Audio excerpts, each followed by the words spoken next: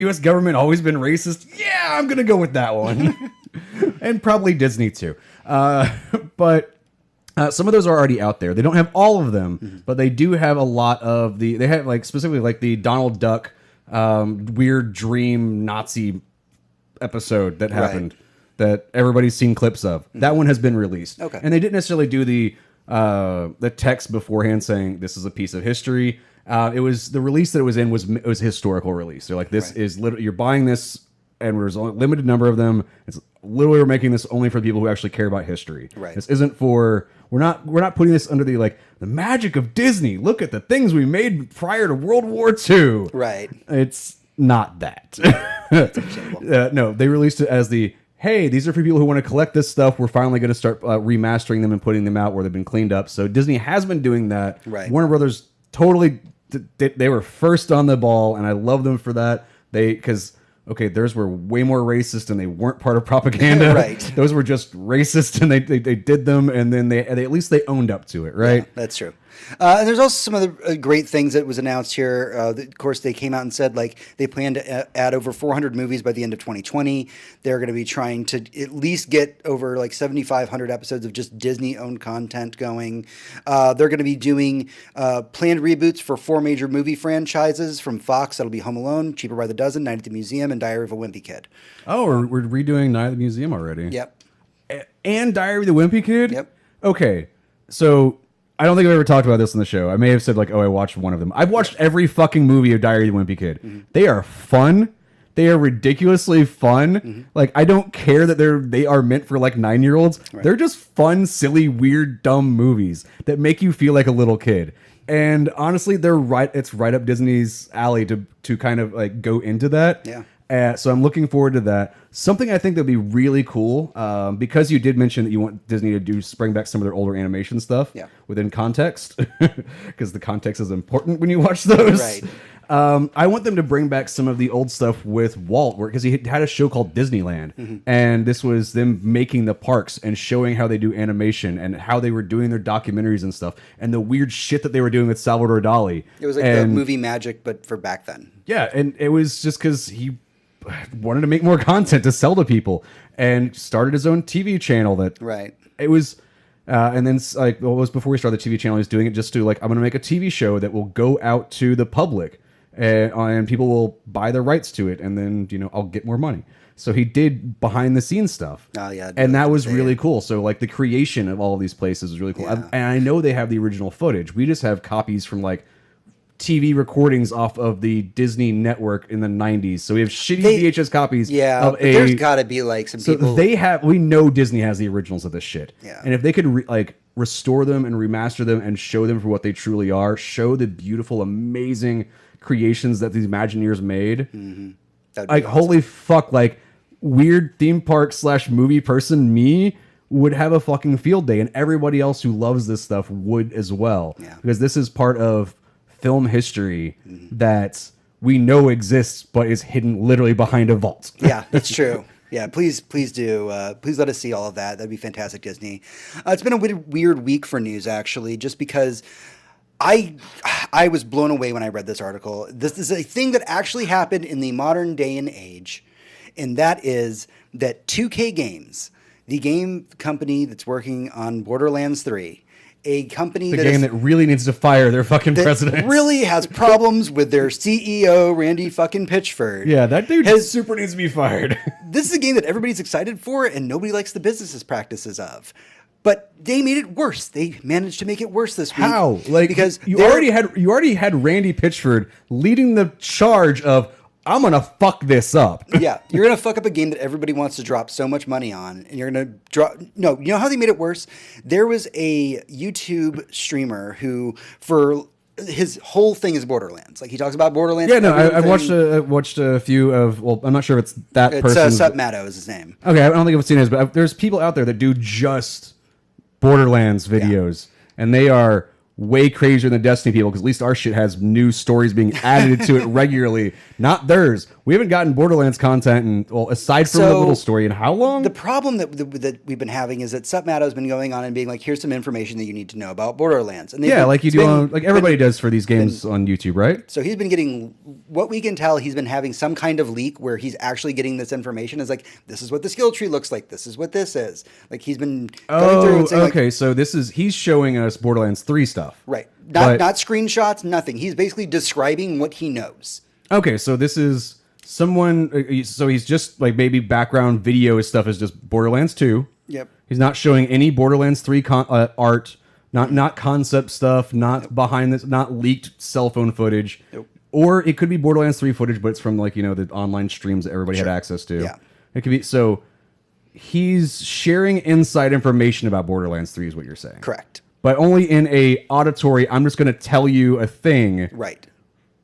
So it has like, the legitimacy is you have to really believe what this guy's saying, right? You have to believe what this guy is presenting. He's not giving any visual proof. He's not saying like this person did the thing. Yep. He's not revealing a source or anything like that. He just says, this is what you probably are going to be looking for. Okay. And then private investigators showed up to his home on behalf of 2K Games to try and get information out of him that would lead to figuring out where this leak is coming from and basically making him feel very threatened and very pressured in his own home.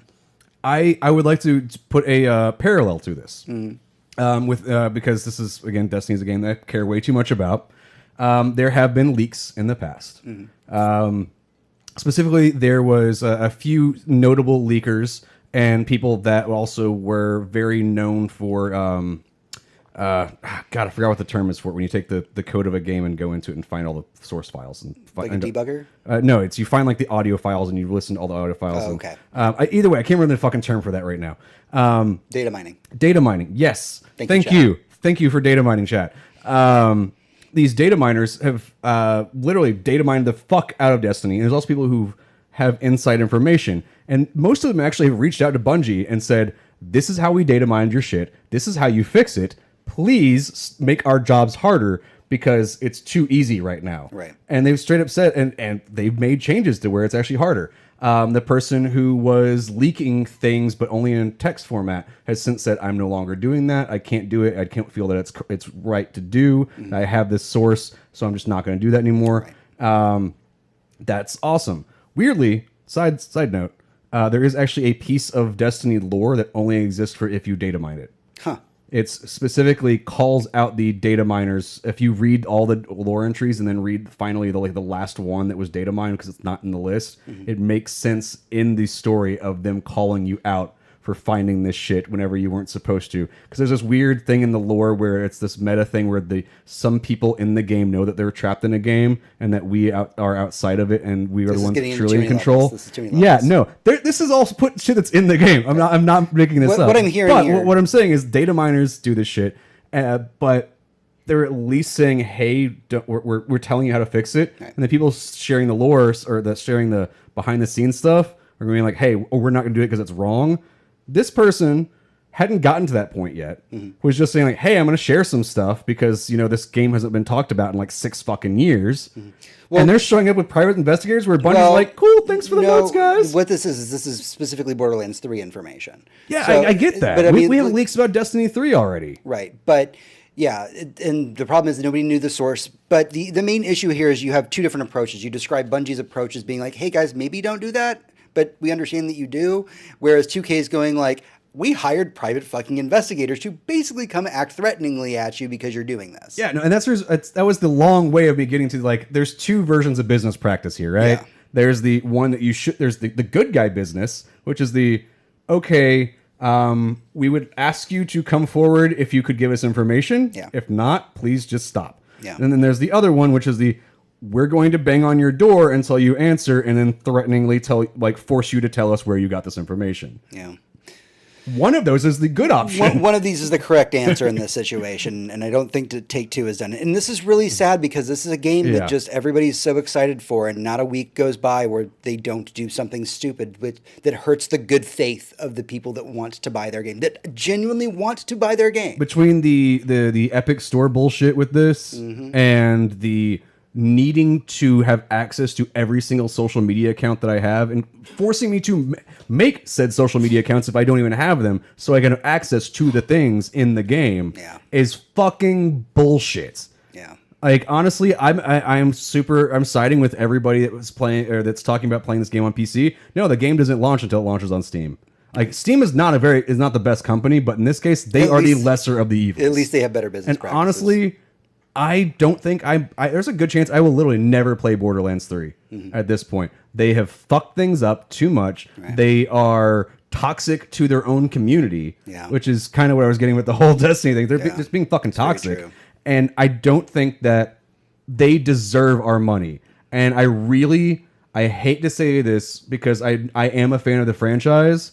I hope this game bombs horribly. Yeah. I hope people just straight up say, we're not going to pay for the Epic Store. If we are going to buy it, we're going to buy it on sale because that's the only way we're going to deal with this bullshit. Yeah. I mean, it's still going to make money, but I don't think I don't think that storyline wise this could be up for Game of the Year with all the pressure behind it. I don't think that it. Okay, I'm out of ideas at this point. Sure. I should have ended there. Yeah, no problem. Real briefly, as we go ahead and wrap up the news for the week, the last thing that I want to talk about real quick is Phil Spencer, the head of Xbox. He had a great series of interviews on GameSpot. The two big takeaways from some of the interviews that he was doing with them was that, one, he does believe very strongly in cloud gaming, but does not believe it will replace consoles anytime soon, i.e. we're not making a cloud-based Xbox anytime soon, is what he was talking about. Obviously, xCloud is a thing that they're working on, but he just... His comparison, I'll have a quote from him here. Let's take Netflix, which is 20 years old. I think we forget that sometimes because tech moves so fast. It's 20 years old at this point, so it took 2 decades for us to get to the point where shows like Game of Thrones and House of Cards are some of the biggest shows on the planet and mainly watched via streaming. I think gaming streaming will get there faster than 20 years, but it's not going to take 2 years. This isn't just like, this is a technological change, and while it seems like it happened overnight, it happens overnight, it doesn't. I really agree with him because as both of us are... tech background people and worked in cloud computing and cloud services and things like that. The technology is growing, but it's not ready for the stage. Yeah. Which is why a lot of people are looking at Google Stadia and going like, I don't really think this is going to work. Yeah. Because it's just not there yet. We know through a patent that Microsoft just showed off this new little cool controller thing that's supposed to go on phones and tablets and is meant for xCloud, where you can just buy this and plug onto your device, and now you have controller for the thing. You suddenly have a Switch. Yeah, that's literally what it looks like, except for it's the Xbox layout instead of the Switch layout. Yeah. So 2 of the buttons are different. That's what drives me crazy, is because Nintendo doesn't have the buttons in the correct placement anymore. A, B, and X, Y are fucking in the wrong places. But that one weird side note aside, I don't think that it's ready right now. And Microsoft knows that. Sony knows that. That's the reason why Sony partnered with Microsoft, so they can develop something for the future. Microsoft is further in development than Sony was internally.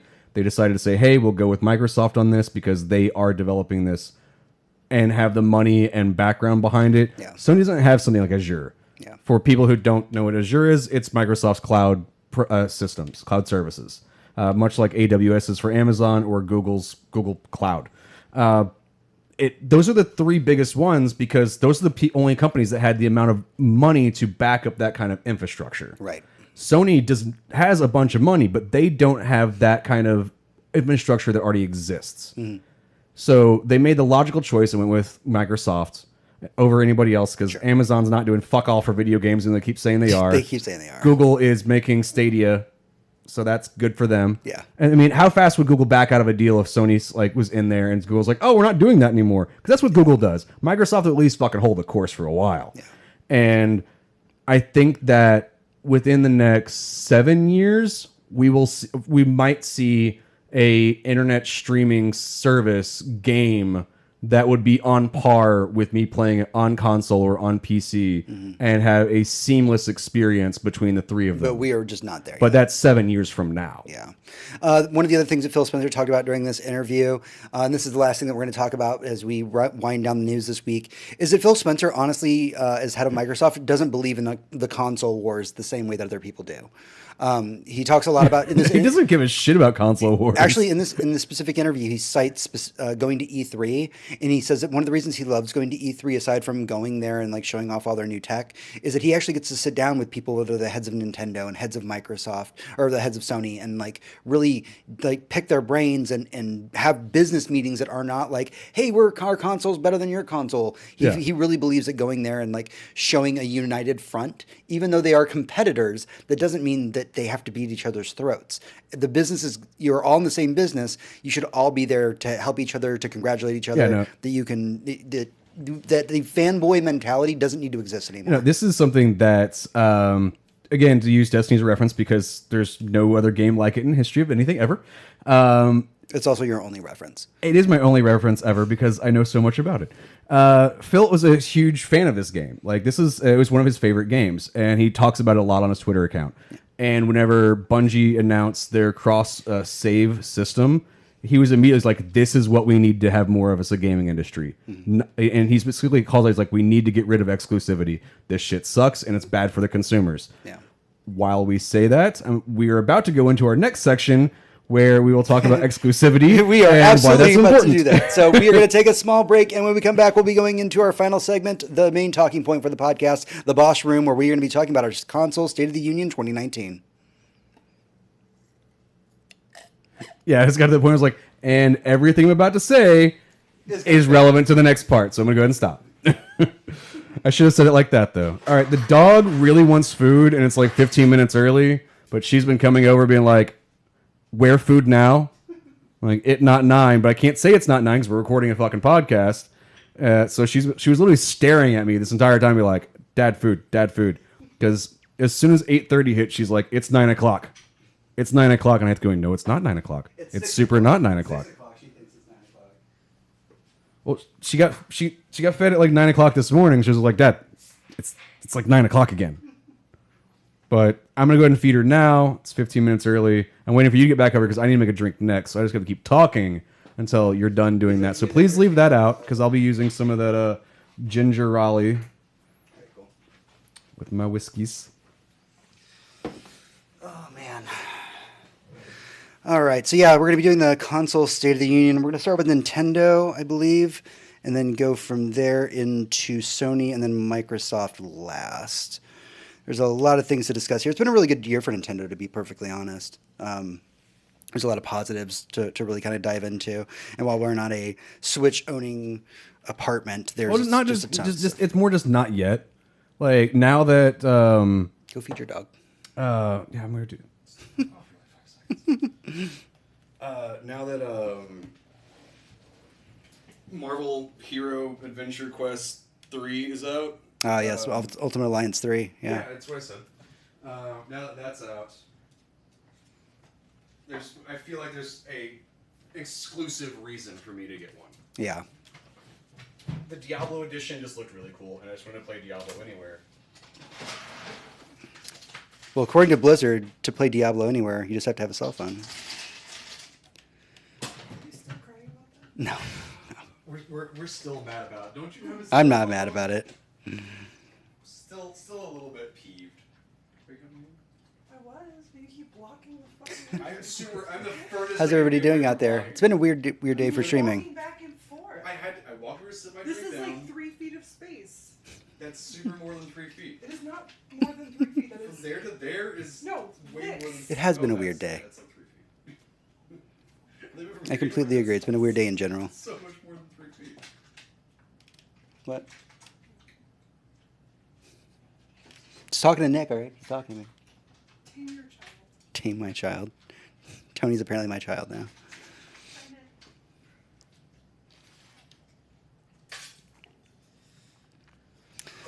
All right, let's do this thing. Nick, when are you having another night off?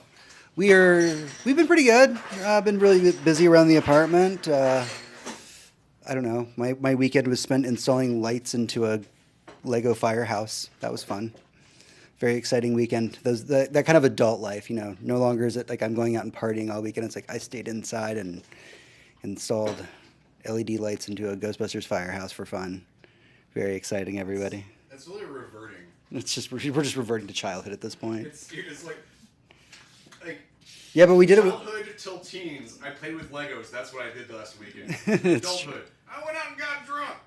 new adulthood. I wouldn't have played with Legos all weekend. Well, I mean, it was fun.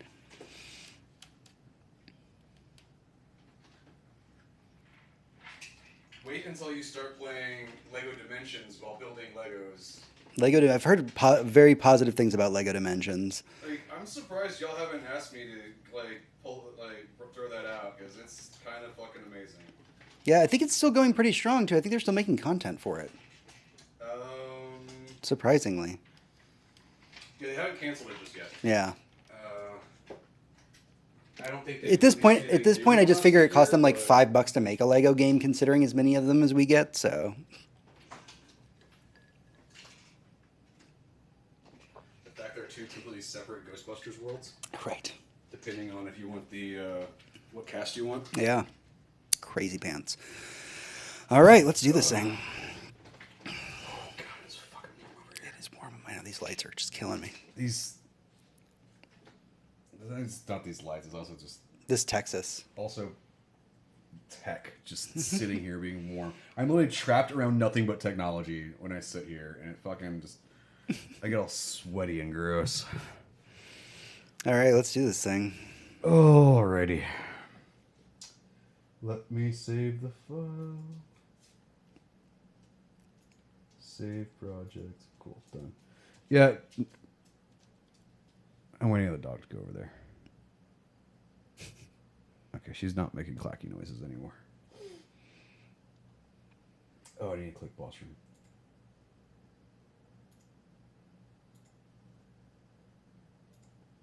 Boss room. Hey, adventurers, welcome back to the show. This is our boss room. It's our main talking point for the podcast, sometimes related to the news, sometimes not. Once a year, we like to do kind of a console state of the union. This is where we talk about typically the big three, Sony, Nintendo, and Microsoft. Possibly big four. How they've been doing, our impressions of them, whether or not we actively play those consoles, and kind of where the future is going to be for those said consoles. I want to start things off this week talking about Nintendo, because I really feel like this has been such a year for the little console that could. It really looking at the sales numbers, looking at the games that have been released, this last year has been Nintendo's year. It has been, absolutely. This is the year that I think that took the switch from the maybe I'll someday get one to almost a must-have for most gamers' homes. Yeah, no, especially when they released the newer version with the larger battery, I immediately was like, cool, awesome. I can get the older next, I can get the last generation one or whatever. I have to look at kind of like at the handheld market at this point. I can get the last one, now maybe $25, $50 off, because it's still going to be hooked up to my TV and I don't give a shit about carrying it around. Right.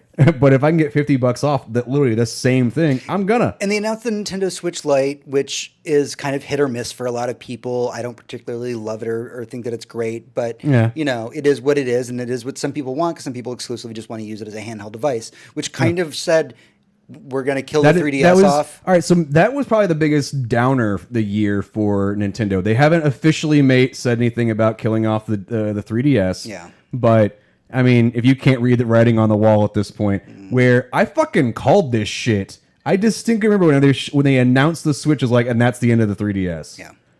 Like, okay, I would like to be congratulated for being right for Well, a very long time ago. It's still active, so It's dead. So I'm you sorry, have to it's wait. dead. Yeah, it's much like the PS2 was alive for 10 years after it was canceled.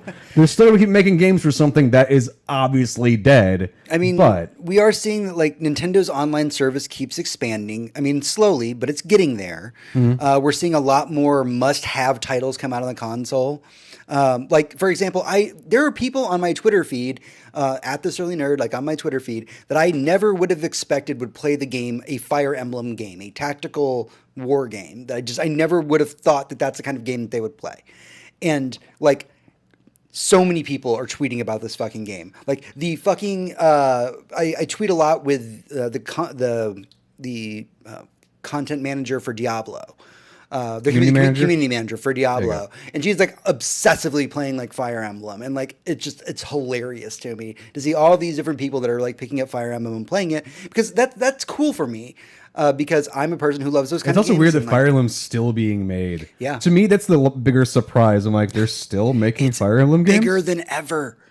I mean, but then again, I was also on the thing of like when Monster Hunter World came out, I was like, they're giving it one last go, huh? They did give it one Monster last go. Hunter is not a good franchise.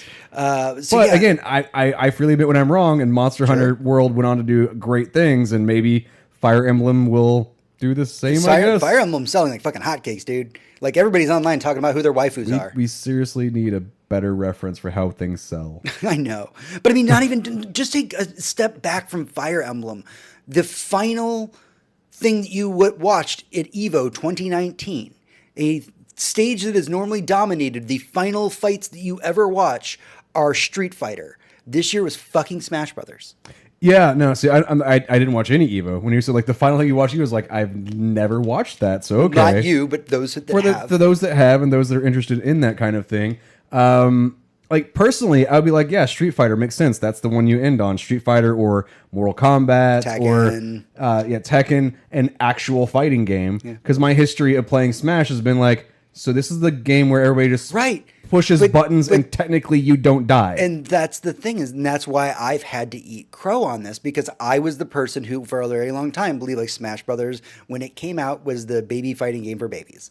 Like and that was an elitist bad attitude. Oh, look, you fell off a magic hand, put you back on the map because you're not allowed to die. And that was me being ignorant of how technical. Like now, to be fair, I mean, I've had people that have played all the Smash Brothers games that, well, if your impression of the game was based on the very first game, then you're probably going to think that it's a baby fighting game for babies. But since then, the game has evolved and grown to be a very, very technical fighter, and there's a reason why like Smash Brothers tournaments are just making gangbusters right now. You know, and I applaud them for it because it's something that's not for me. Whenever the Switch came out, I said this is based on the catalog that they showed coming out.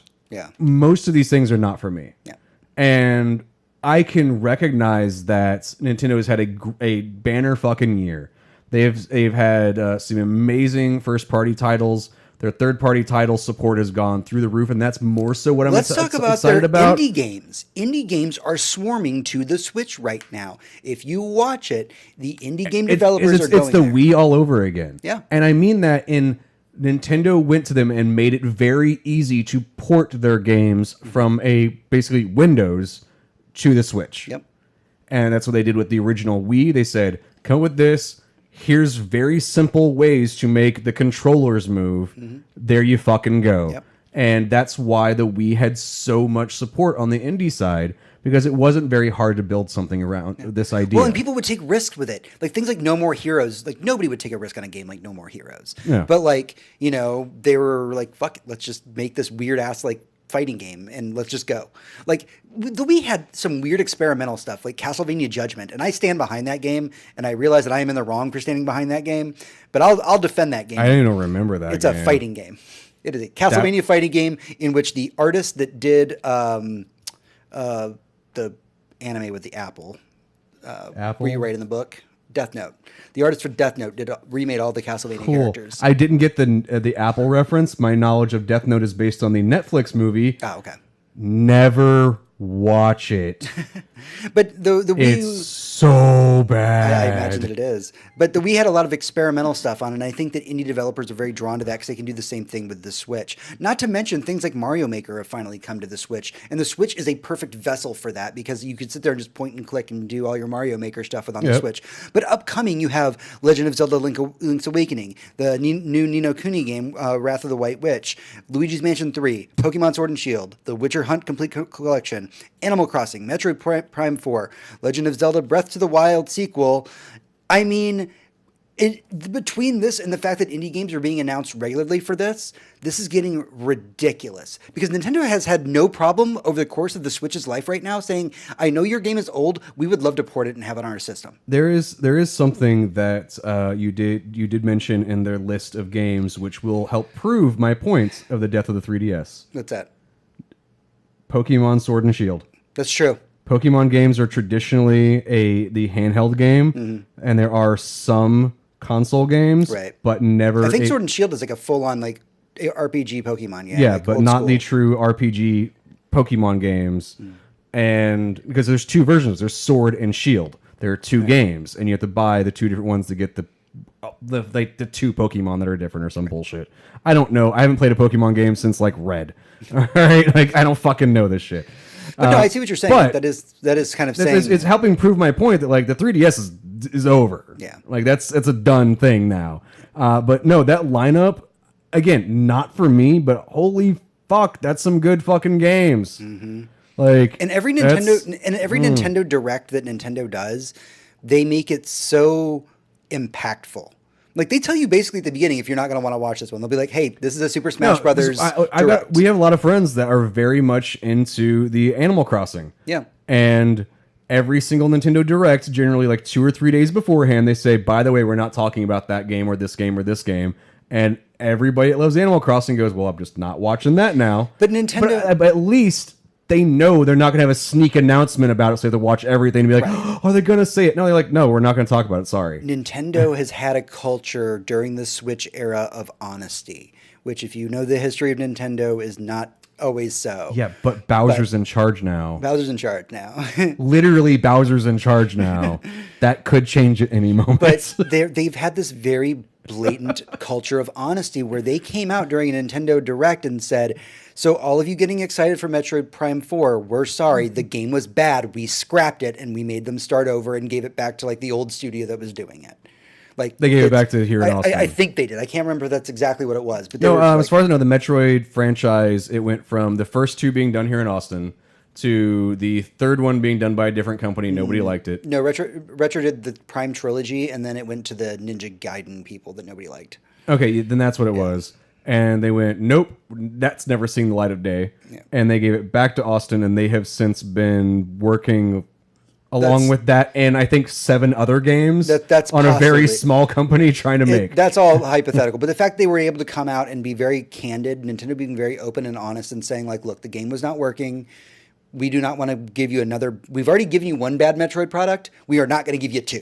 Sorry, that's not You going to really happen. think there's only been one bad Metroid product? You really Hey, think there's only been one? I defend Metroid Pinball.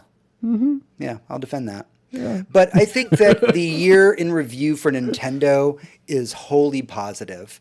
I Yeah, think no, that it as the all right, so we don't do winners or losers or Yeah. don't do like a who won the thing. Right. But dude, seriously, come on. Nintendo fucking won this last like, year. Nintendo's been kicking Nintendo, ass. Nintendo straight up won this last year. Nintendo has and they're proven. looking to win the next year too. Yeah, and Nintendo is looking to show why, even though their console is underpowered, they're still a force to be reckoned with, and that's exactly what they did with the Wii.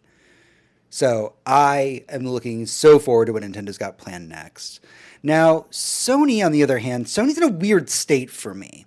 So Sony this year saw the final cancellation of the Vita, which could About fucking time. which could potentially mean something really great for the PlayStation, which could be getting a UI overhaul to its main console because it desperately. Okay, so you went to the desperately place needs this. that I wanted you to go to. Yeah. Not the place that everybody who's loved the PSP and the Vita went to, which is they canceled the Vita. We're getting a new Vita. No, I firmly do believe that they are not. No, going to do there's that. a huge section of Sony fanboys that firmly believe that because the Vita is now dead, we get a new handheld from Sony. No, the loss on the Vita was too high. To do Yeah, that, would, I'm just to do saying that would what be the insanity. fucking Sony fanboy community. I'm not just an Xbox fanboy. I also listen to the other people, okay? And they are very adamant that we are going to get another handheld from Sony. Yeah, I will shoot vodka through my nose if Sony announces another handheld. Okay, win or lose, I'm having a good time. No, I think that the Vita was such a big loss, and they had to accept it, and they had to move on. And yes, I was a PSP owner, and yes, I love my PSP, and yes, I love my Vita. It's but my sitting right over there. But my Vita 9 times out of 10 was mostly used to just stream my PlayStation to my Vita because I was on the crapper. Which is what it should have been doing the entire time in its existence anyway, which is what we're looking forward to the future of cloud gaming, which is my console will run the thing, but also this thing can run the thing too in the same room. So that's what I'm looking for. I think that over the course of the year, Sony has really shown us that they are the standard of this in the sense that they are the go-to gamers quote unquote console. They want to stay within a certain bubble, and it's we are the console, the gaming console for gamers. That's their phrase basically. And that's what Unless we you wanna play on PC, and it is the Stop. No, no. What Sony's saying is that you are only a PlayStation player Yeah. and that you want to play PlayStation games, and that's what we're going to be providing. See, I looked at it a little bit differently. Sony has, for this generation specifically, actually, no, like kind of like in their history, because they're so good about doing first-party titles, and that comes out of their history of fighting with Nintendo and fighting with Sega Yeah. over having to create your own first-party titles to mean something. And those games do mean something, and they are great. Almost every single game that Sony has created themselves under one of their studio banners Right. has been a fucking great game. They proved to me this console generation that they are willing to outspend other people now. Oh, absolutely. That is something that they in the past hadn't really done. That they felt that their first party titles were more, I guess, worth something. Right. And I feel like now they can, if Sony would listen, they would back off on exclusivity with third parties and keep with their first party exclusivity. So Sony's in a weird state in my mind because I feel like what they are doing is remaining constant in a field that craves change right now. Right now, if you listen to the fans, if you listen to your audience, they're not saying don't have first party exclusives. They're not saying we don't want a Last of Us. We absolutely want a Last of Us. What we are saying is that when you have a game like Destiny, don't lock out content. It's really a game that is an Activision game that you bought the Right. exclusivity into. Do not- or Call of Duty or Right. anything else that put in cross-platform. Don't be beholden to just your company's line saying that if you're playing on Sony, you're only playing on Sony and Sony. Yeah. They're trying to lock down their environment, and that's going to hurt them in the future. That's the one thing that if they do not change that with the next console cycle, they are fucked. you know, because at this point, literally everybody else is playing nice except for them. Yeah. To the point where what was supposed to be their system selling, the fact that there are at least 3 different versions of a Destiny version of a PlayStation, and they said, fuck you, we aren't doing your exclusivity bullshit anymore, backed out so they can give everybody everything. That just shows you the state. Also shows you how good they're doing on their sales, at least internally, to go like, hey, fuck you, we want out of this. And I want more companies to say that. I don't believe that Activision is willing to do that, just in general, that they will nickel and dime their sales and force loot boxes and... Well, that's Activision, though. But that's the thing is, I'm saying Activision is... We're talking about the state of the consoles right now. We have to eventually talk about third-party companies and the larger third-party companies like Activision or EA or Ubisoft and what they're doing to manipulate the console futures. Sure, I see that, but when we're talking about the big 3, a lot of them don't have a lot of direct intervention in some of those topics, like loot boxes, just because their games don't include those things. You know, Sony's been very good about having let's take Spider-Man for example. Yeah. They've had some skins for sale for for $1 or whatever, and they've had some skins for free. Actually, I think all skins in Spider-Man are available in game for free. Okay, that might be what it is. I have yet to play the game. I don't know. The only DLC that I purchased because I bought the Ultimate Edition was the 3 DLC episodes. Okay. That's it. Yeah, so that was in that case Now, I think some of the skins came with the episodes. Like you don't unlock those skins until you get those episodes, but that's the only correlation. Well, I mean, that's just play through the thing and get the thing. Sure. Not buy the thing and count it as a micro DLC because it changes the way your character wears a hat. Right. Calling out everything. calling out 2K games about their stupid Borderlands bullshit again. Everything about Spider-Man is not predatory. In fact, in the time since Spider-Man's release, they have put out additional skins completely for free, just based on like Avengers, based on Spider-Man Far From Home, and they literally said these are free. By the way, our artist just made them and gave them to you. Have fun.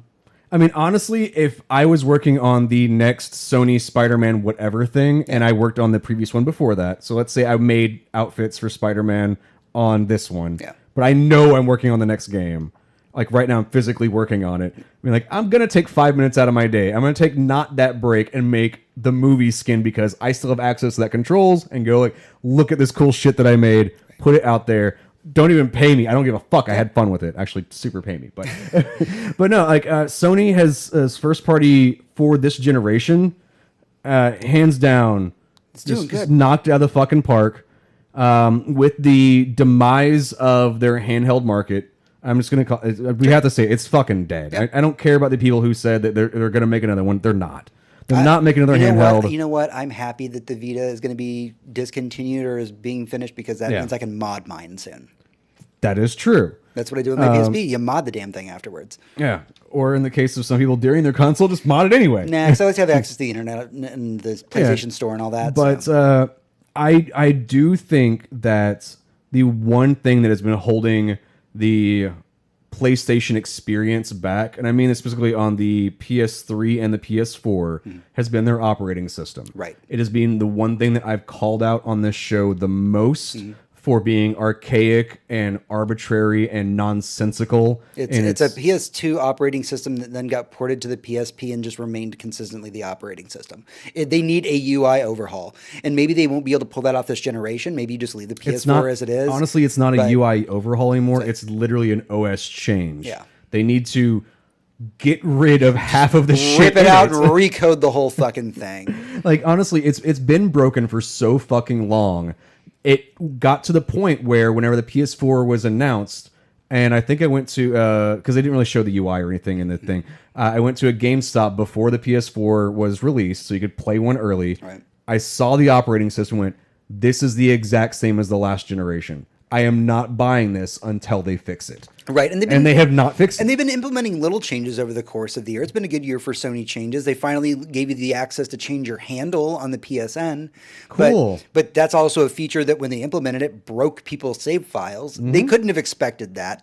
They just knew that was going to be a problem. They knew. Well, there are still multiple games that if you to this day change your PSN name, Yeah. still breaks your game. Yeah, it breaks It your- doesn't. It didn't. They didn't fix any of that. It's still broken. They didn't know what they were doing. A lot of those are the third-party people. Like for Bloodborne, it mess up, but that's not a Sony title. That's most of them are third-party company, So third-party titles. It's up to those developers to try and go back and backpatch those things.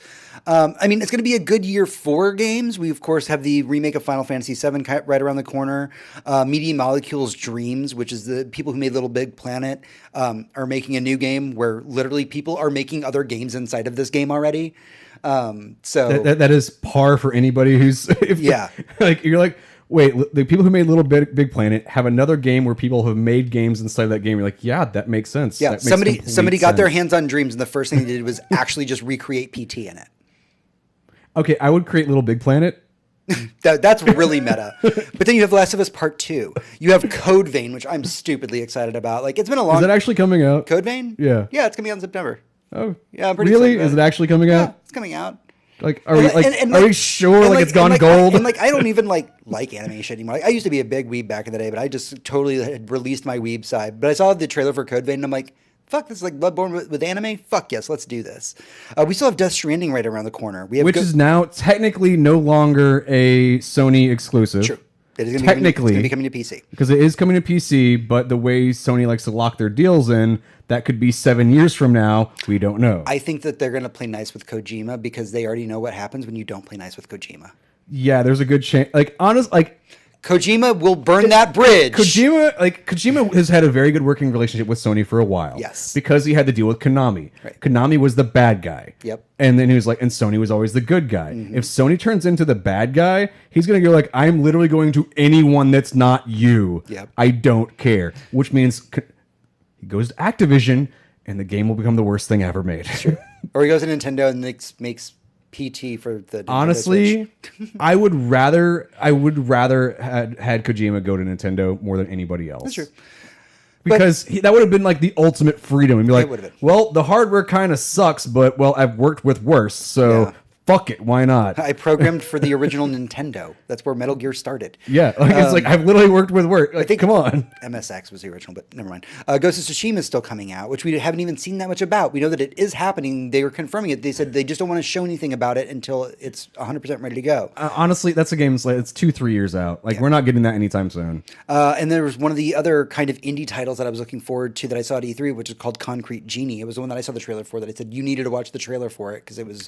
I've never watched this trailer. It was going to be right up your alley. Or if I did, I don't remember it. Yeah. So, I mean, as far as Nintendo or as far as Sony goes in 2019, PlayStation Plus is still a good service. It sucks to get the loss of extra Vita games. That made me kind of sad, but that was just me, like RIP Vita. But my personal final verdict for Sony right now in 2019. You mad about losing your video games? No. Your video games? My video games is... I see what you did there. That was horrible. It made me way too happy when I realized it. Is that Sony is currently maintaining the status quo. They are very much the middle of the ground, which is why I don't consider them the epitome of gaming at this point. Right. Like, or at least console gaming. Right. Because they are very okay. Right.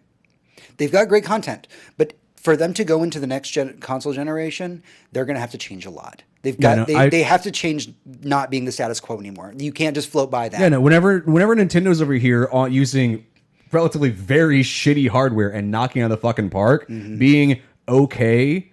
I mean, yeah, you released some amazing. I'm just counting first party titles. Amazing first party titles. But something's got to give. But you have to change two things. One, how you handle cross-platform and working with other companies. You need to open the doors. You need to walk across the aisle to the other person, shake hands, and say, "Let's work together." Yep.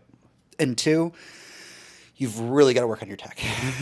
Yeah, no. I mean, again, when Nintendo is using technically older hardware and releasing amazing shit on comparative to when the Switch's operating system lower is price. better. When the Switch's operating system is better than your PS4. Honestly, saying like the Switch's friend system is better than Sony's would be a stretch because Sony's is better for the friend system. Friend codes are but horrible. The operating system is better on the Switch. There is something I am looking forward to. I think this will happen the next 10 years. Okay.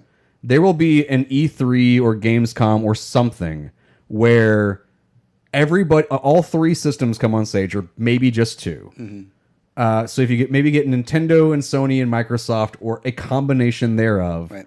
And they say like, this is our first party title, and each one of them shows off like this amazing trailer.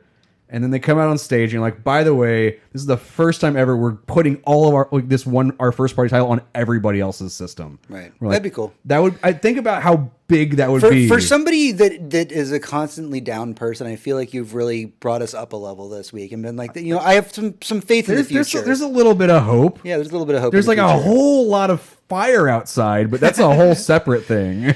Okay, so let's move on to Microsoft, or the last thing that we're going to be talking about. And man, woo boy, what an interesting year for Microsoft. So I think that there's a public misconception that the Xbox is a bit of an underdog. Now, I'm not saying that it isn't selling well. Obviously, it is selling well. But it's that they're not publishing the amount of first-party content that Nintendo and Sony are. But I think that this year... For the last couple of years, that is definitely true. They have not released as many first-party titles. Right. But this year, I think that we saw waves that were made to not only fix that particular issue, but will also generate the kind of revenue that will sustain the company for years to come. So let's talk about this real quick. The 2 points that I'm making that I'm trying to make here is one, Xbox Game Pass. Yeah. Okay? Holy shit! Like whenever they came out on E3 and they're like, Xbox Game Pass is not just for the console; it's also for PC. Right. And if you have Xbox Live, you can convert your membership over for $1, up to 3 years of content for $1. Yeah. And so we have this Xbox Game Pass, which on the surface is a video game streaming service. But what this not does... streaming. Video game... It's more of Netflix of games. Right. Streaming is... Yeah, it's not streaming. I'm sorry. It's literally download... It's a curated list of games. Thank you for correcting me there. I want to make sure I'm accurate about that. But it's a curated series of games that you can download and play at any given month. And that alone, for as cheap as it is, create sustainability so that they can build their other platforms. And I want you to keep that in mind, that word in mind, as I go through this and talk about Microsoft, is sustainability. The other part of this that we're kind of talking about is their announcements at E3 where they said, hey, by the way, remember those 15 game studios that we bought? Those things are going to be coming around the corner. We know that there's the supernatural shooter from the people who made Max Payne called Control that's going to be coming out this year. Gears of War 5, Ori and Will of the Wisps. We know that Microsoft's getting ready for their next console announcements. When I talk about Microsoft, and I'm going to give the floor a little bit more to you, Tony, since you're the bigger Microsoft fanboy here. But when I'm definitely a fanboy. When I go through all of these Microsoft announcements, when I say, all right, so 2019, it wasn't really a year that was like gangbusters for Microsoft. But what we're seeing is that Microsoft is taking this quiet time to work on technology, sustainability, so that they don't just have to rely on console sales or first-party game sales to keep their company afloat, and making their back end, i.e. Xbox Live, as strong as it needs to be to support a new console launch. And that it is my opinion that Microsoft might be the sleeping dragon here because they have so many studios on deck and they're quietly making games in the background. They may not finish this console generation the strongest, but they may be the one that you absolutely want to look out for at E3. You know, you make a very good point because about looking forward to the future. Which is kind of the entire point of this to begin with. Whenever I was talking about like the state of the Switch right now, is it's fucking knocking it out. It is the current winner. Sony is floundering right now because they've won. Right. They've done their time. They're not looking forward to the next year and a half.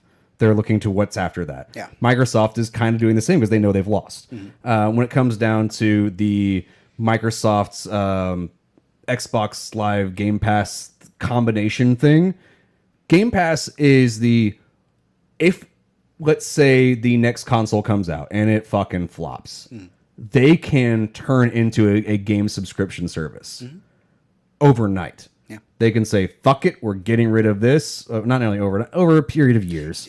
But they can literally change their business model and pivot to something else. They don't even have to just stay a game streaming service at that point. What Microsoft can do at that point is eliminate their console, move all of their stuff to digital, make themselves the next Steam, and people will buy into it right now. That's what I was talking about. But we know they're sticking for at least one more console around. We know that they're at least sticking around So for one more. we've got at least another 5 years of toying around with this idea. And let's say that idea fails.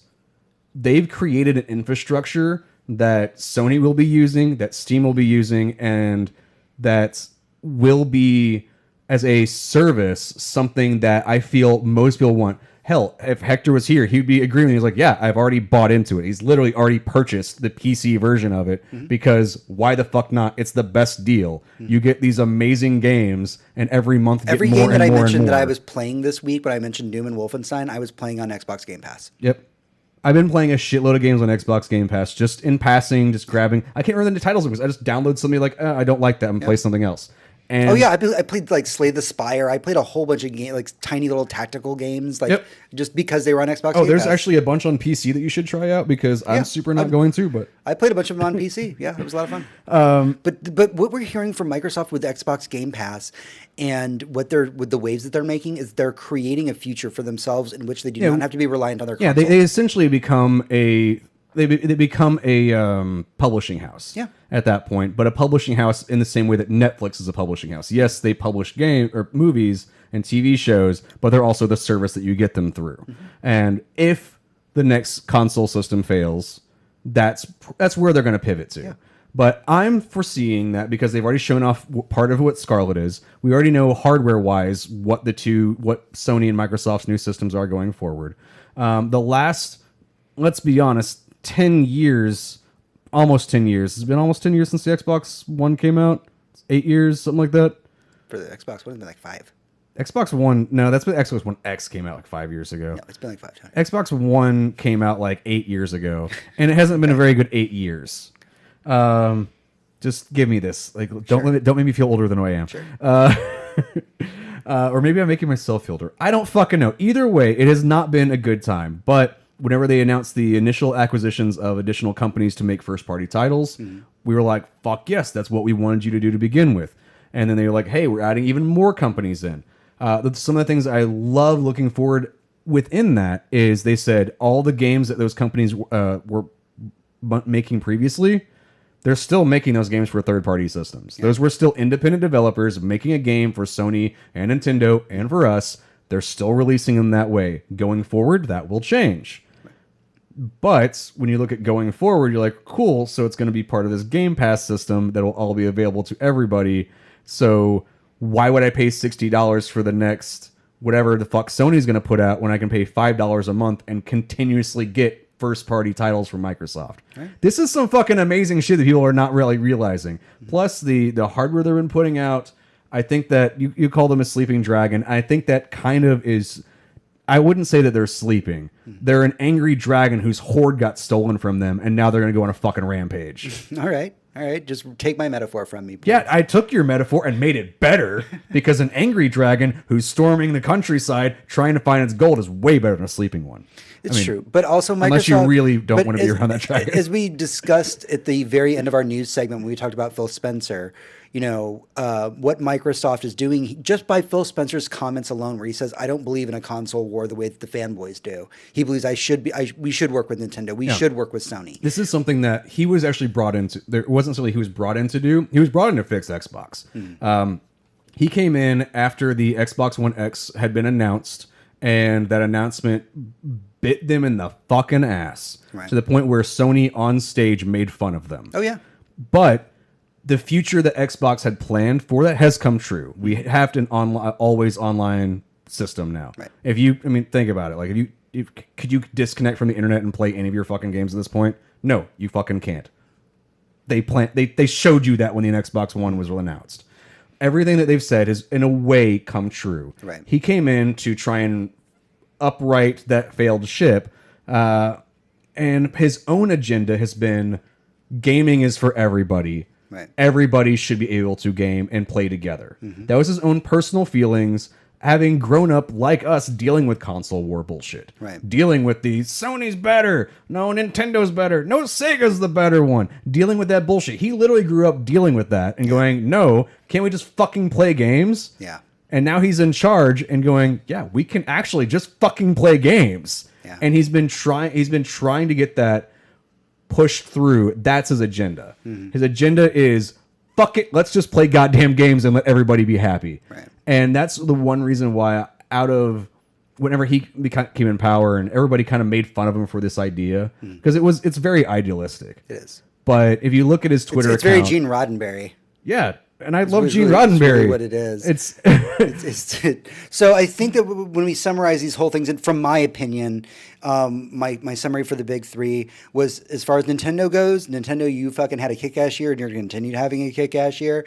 And you know what? Your product is fucking awesome at this point. Like, I'm sorry for making fun of the Switch. Your controllers are still way too fucking tiny. It's still weird. But Sony, you're maintaining the status quo, but that's not going to carry you through to the next generation. You need to be thinking more forward thinking and less enclosed in your ideas. And that Microsoft, you've been doing all right. You're doing good enough. But what you're really doing is creating a future for yourself. And that future is looking really fucking bright right now.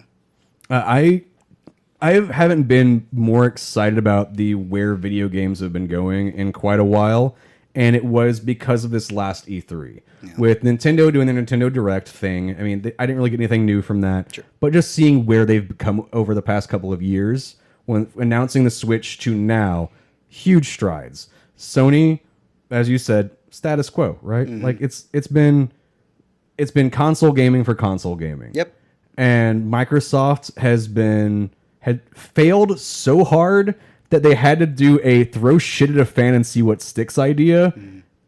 And I think it's really going to work for them in the future. I think so too. And where we're currently at with what I said, we have to touch on. I said at the very beginning, possibility of a fourth. We do have to touch on the Google Stadia. It's about to come out very soon. Yeah. I think it's still too early. Mm-hmm. I do want to try it out. Unfortunately, I'm not part of the initial list that joined in, so I can't join it till next year, which is, I get it. It's a new service, and they've got to figure out how they can bring people on board.